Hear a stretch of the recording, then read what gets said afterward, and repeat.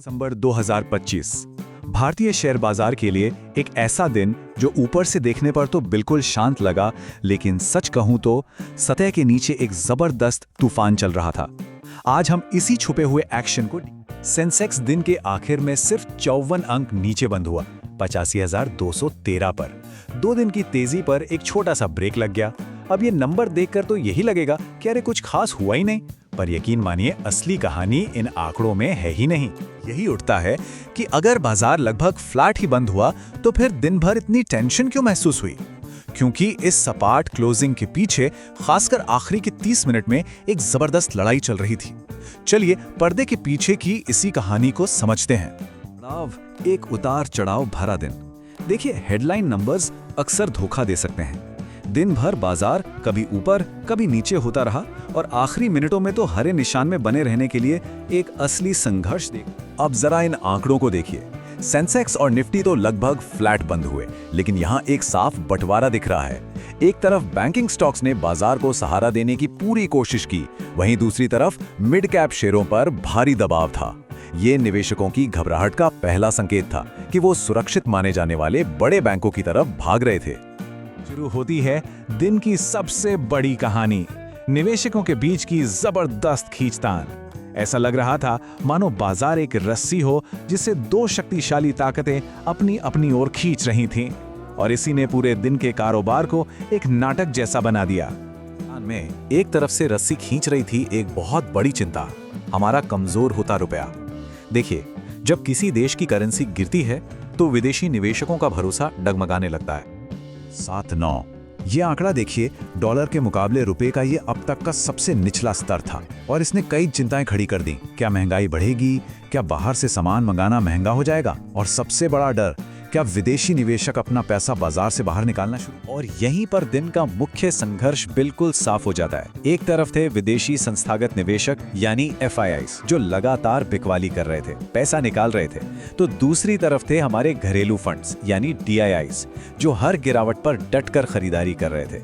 ये बाजार की दिशा पर कंट्रोल के लिए एक सीधी लड़ाई थी। अलग अलग कंपनियों पर तो पड़ना ही था।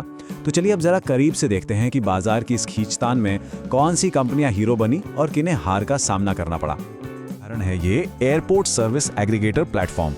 सोचिए 2022 में जब इसका IPO आया था तो ये एक स्टार था, और आज अपने 2 सबसे बड़े बैंकिंग क्लाइंट्स को खोने के बाद इसका स्टॉक लगभग 87% तक टूट चुका है। ये बाजार की एक कड़वी सच्चाई है कि यहाँ अर्श से फर्श तक आने में ज्यादा देर नहीं लगती। और प्रभाव का सीधा खेल देखने को मिला। अर्बन कंपनी का शेयर इसलिए गिरा क्योंकि उसके शुरुआती निवेशकों के लिए शेयर बेचने की पाबंदी यानी लॉक इन पीरियड खत्म हो गया। वोडाफोन आइडिया को राहत की अच्छी खबर भी नहीं बचा सकी। लेकिन हाँ, दूसरी तरफ जिन कंपनियों को नए ऑर्डर मिले जैसे KEC और वास्कॉन इंजीनियर्स, उनके शेयर चमक गए। खबरों के बीच बाजार में एक बहुत बड़ी डील की खिचड़ी पक रही है। 27,000 करोड़ रुपए। जी हाँ, जापान का MUFG बैंक श्रीराम फाइनेंस में 20% हिस्सेदारी के लिए इतना बड़ा निवेश कर सकता है। अगर ये डील हो जाती है तो ये भारतीय फाइनेंशियल सेक्टर के लिए एक बहुत बड़ा गेम चेंजर हो सकती है। निवेशक बेच रहे थे तो बाजार को गिरने से कौन रोक रहा था? जवाब है हमारे घरेलू निवेशक।